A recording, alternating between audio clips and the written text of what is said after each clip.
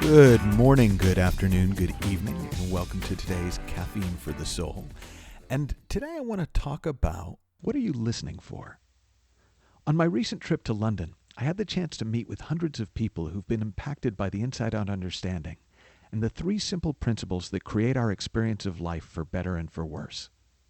Many of them shared stories of dramatic changes they've experienced in their lives, from reconciled marriages to recovery from depression, and from giving up alcohol to breakthrough performance on the golf course.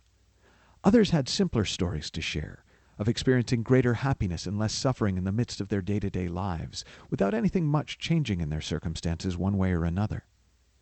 But there were also some people who approached me with a more frustrated demeanor, and the questions they asked were invariably some version of this.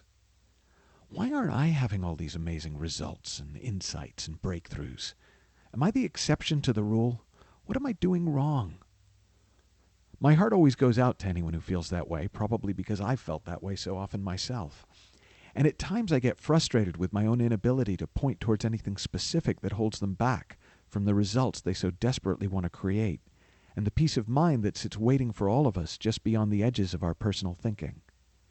So I've been delighted to recognize more and more that there is one thing that does seem to consistently make a difference between hearing the music and looking at those who dance and thinking them insane.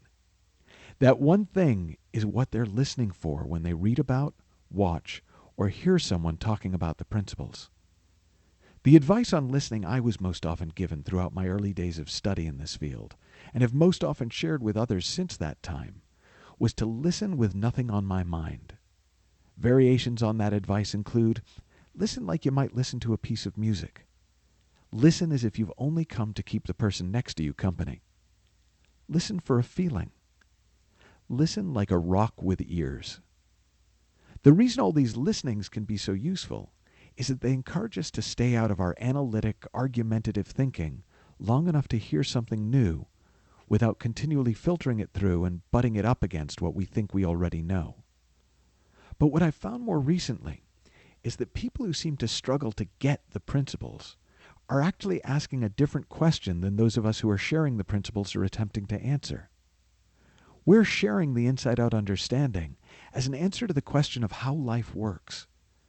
They're listening for an answer to the question, how shall I live? Here are some of the other differences between these two fundamentally different questions.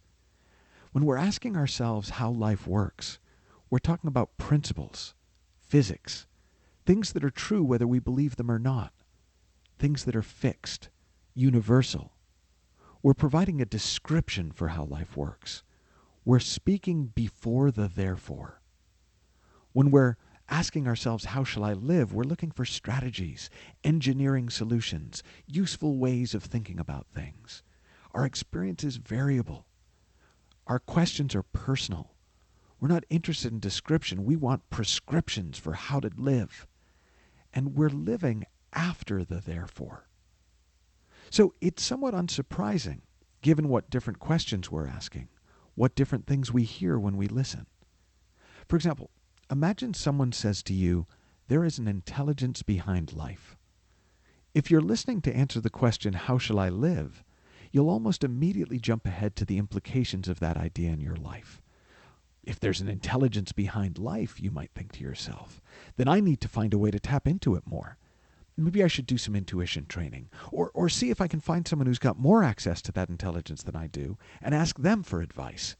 And how do I know which thoughts are coming from the intelligence behind life and which ones are just my thinking? This is hard.